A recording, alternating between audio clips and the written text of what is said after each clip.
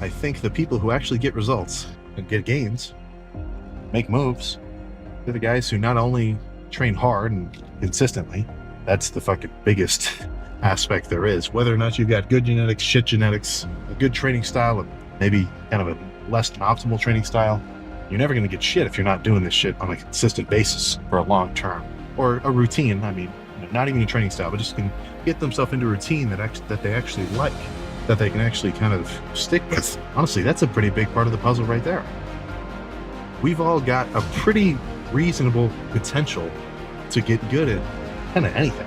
I think the people who can sort of, and this may just be luck, but if you can match a little bit of your latent ability with something that you become passionate about, then right there, this is the fuel and this is the spark. That's fucking killer. I've never had a problem going in every day for the last like 5 fucking years just because I love it. But I think I also have pretty good genetics. So those two things in tandem, it's fucking badass. Find something you like doing, do it on a consistent basis, get good at it. If you have something that you like, I think you're gonna have more fun in general. That's what I'm trying to say. Hitting rock bottom. When you get to a point where you really can look at yourself objectively and think, shit, what have I been doing? Like that's a state, that's a mental state where you are very prone and you have a very high potential to be able to say, okay, I can't do this anymore. I got to change something. I think that people who can really take control of their habits and daily routines, they're not just people who have, crazy internal discipline. It's somebody who can really look at themselves and think, okay, what do I need to change? What have I been doing that's holding me back? What have I been doing that I know I really shouldn't be doing? Or kind of the opposite of that. What should I be doing that I know I haven't been doing? And if you can kind of have an open and honest discussion with yourself like that and think like, okay, maybe I really shouldn't be doing this or that. Anything like that, where you can have a phrase, okay, I know that I shouldn't be doing this or that I should be doing this. If you can really do that and have that sort of thought process in your own mind, then I think that's the best case scenario for you to be able to reroute what you're aiming at. Overthinking is the enemy of executing.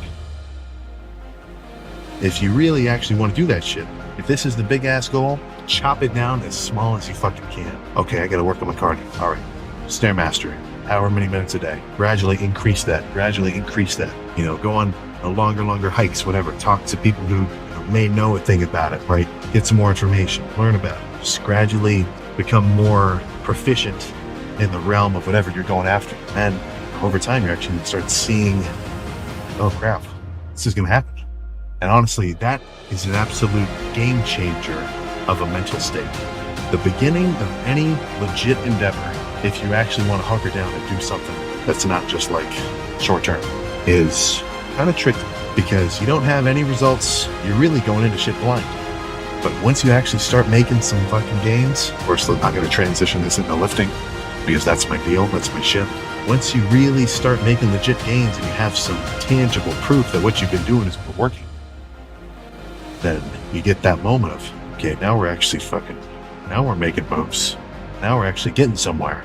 And then that should just ramp up your fucking upward spiral. That's why I talk about how the beginner getting into lifting out of absolute nowhere, to an extent, I mean, this could be argued, of course, this is all subjective, but in a way, I mean, it's fucking tricky. That's kind of a hard part. The beginner doesn't have the results yet to motivate them.